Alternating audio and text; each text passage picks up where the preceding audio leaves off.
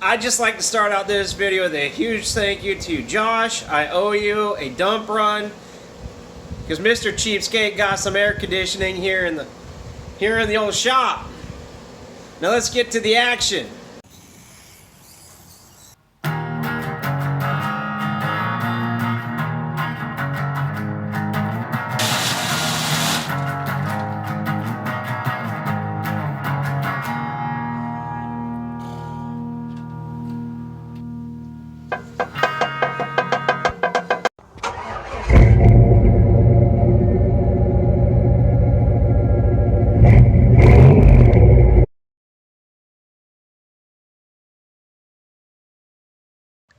Hey, welcome back to another episode of the old Cheapskate Garage here.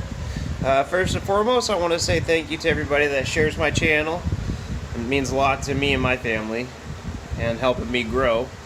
But tonight's episode, or today's episode, whenever this gets posted, as you guys may have known, I got the engine all in and the transmissions in. I got the floor shifter mounted, which I don't think I included that in the last video, but it was pretty simple. It was 4 bolts. I did that before I put the engine in. Basically sat in the car, figured out where I was comfortable with it for what it was. I almost think it needs like a 4-inch stand or something just to raise it up a little bit, but where I got it, feels pretty comfortable for me at least. And I'm the one that's driving the truck, so the hell with everybody else. But tonight's episode is about the transmission crossmember. Now right now I was under the truck and I was making some measurements, and I could tell that there's, in the bottom of the cab, there's kind of an indentation where you can kind of see where the drive shaft was supposed to sit. So and I can tell right now that the tail shaft of the transmission is just a little bit to the passenger side of that. So is what I'm gonna have to do is what I've already done is I've cut off my old transmission mount where it mounts to the tab on it at, and it looks like after laying up under there for a little while, I could just flip the bracket over on the other side, drill 2 holes in it, and 2 slotted holes so I have a little bit of adjustment, and then it'll be able to bolt in. Let me show you what I got going on right now. So this here's the transmission crossmember that I already cut it off, and I'm going to clean this all up and re-weld it, and what I'm going to do is I'm going to weld it to the back side of it. But first, before I want to weld it on there, I got this hole was for the original. This hole, this center hole lines up with the center of my mount, and this hole lines up with the center, with the one of 2 holes for my mounting bolts. I'll show you the other piece. So this here's the other piece that I got, and the way I found this is I put a bolt. Let me see if I can hold this up here so you can see it. So using this hole, I put a bolt through there, and then I scribed this hole right here into the top. Then I flipped it around and I did the same thing. And you can see how closely they all line up there. So that tells me all I need to do is duplicate this bolt hole over here. So this bolt hole over here. Now, what I did is I took a set of calipers, I measured the distance from here to here. For me it was 391, and then I measured from this edge to this edge, and I think that was 350 thou. I divided the 350 into half, and then added on my 391, and I think I got 566, if I remember right. And so from this edge over to this line is 566. Now all I want to do is I think I could put my little straight edge up across here, follow this line, drill a couple holes, and then take what the hell is the tool called? My file, and notch it, and finish off notching it out. And then my plan for once that's done is I'm going to take that block, bolt it up to my transmission, and see where that tab needs to be on the crossmember. And I also want to make sure that the transmission's straight in there, or even between frame rail to frame rail.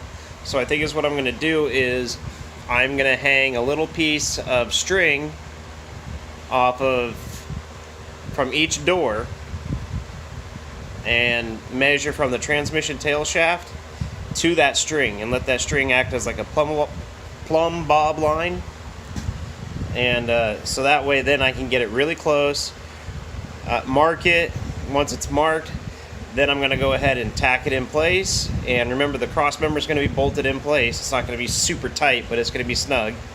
And then if everything goes to plan, tack it in place, pull it out, and then weld it all together, and then put it back in the truck and bolt it all up.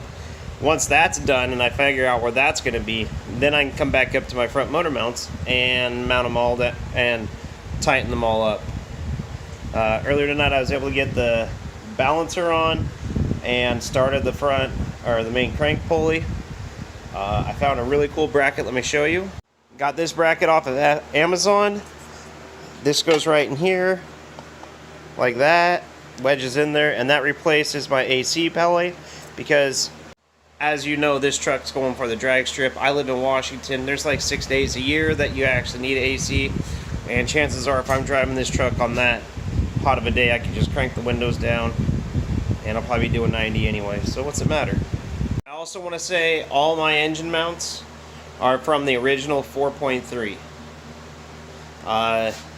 To kind of recap the last video, just to make sure we're all clear. So I had a 4.3 in this.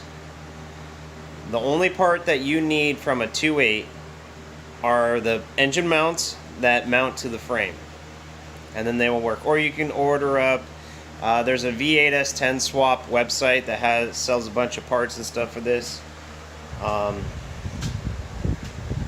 But I feel like there was something else that I wanted to tell you about recapping the last video, because after I got done editing it at like 11:30 at night, I had missed something. But I think we're just going to go ahead and jam on this and try to get the Crossmember in tonight.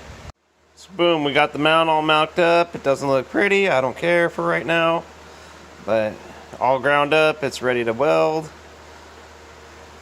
So we're gonna go and bolt up the Crossmember now. So as you can see, my Crossmember's in there. It's not fully bolted in, but I think it's tight enough. We're gonna put this member up in there and see what we get. So we're up under the car, holding this bracket up tight to the transmission. It does have some bolts kind of holding it in, as you can see. And this mount doesn't fit quite the way I was hoping it to. It fits fairly good for what it is.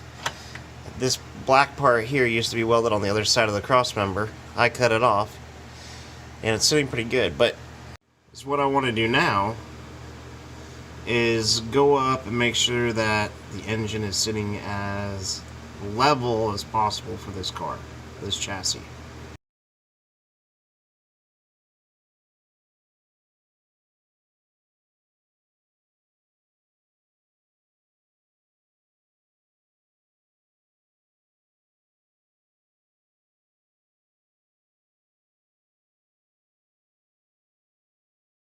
So when I was down there moving everything around, I actually moved the engine over into there, and now it's not sitting flush on these mounts down here.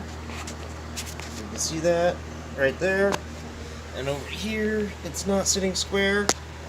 Where is it? There they are. So those aren't even.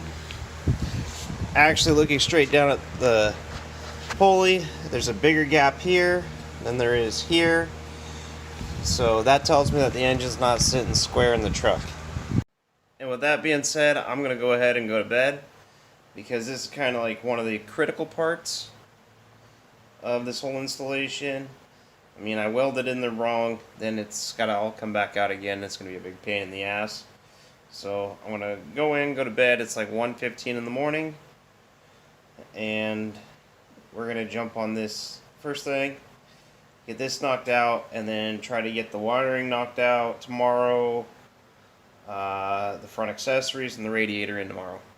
Big day. And then we're gonna put a quadrajet on this. So what's up, guys? Kind of screwed up. I lost a lot of footage on my Crossmember, and the rest of this video is going to suck. Sorry, but I'll give you a rundown on how I knew where to weld in, or how I did my Crossmember, and I'll take some hide underneath the truck and do a little video. But here's what's up. So right there, I got the car on a dolly. I had the front on a dolly. I don't anymore. But when it was on dollies and the ground is, the floor in here is pretty level. So what I did is I put a level on my intake, because what that's going to do is that's going to tell me where, since I'm using a carburetor, I wanted to make sure that the floats were going to be fairly level sitting in the truck. Not to mention then, also reading online and whatnot, you don't want your drive shaft perfectly straight to the rear axle. I guess you want like 3 degrees of angle is what my understanding is. I could be wrong. Remember, if I'm ever wrong, comment down below your own comments and let me know that I'm wrong. But there's that, and then yeah, so it was kind of cool how this one all went in there.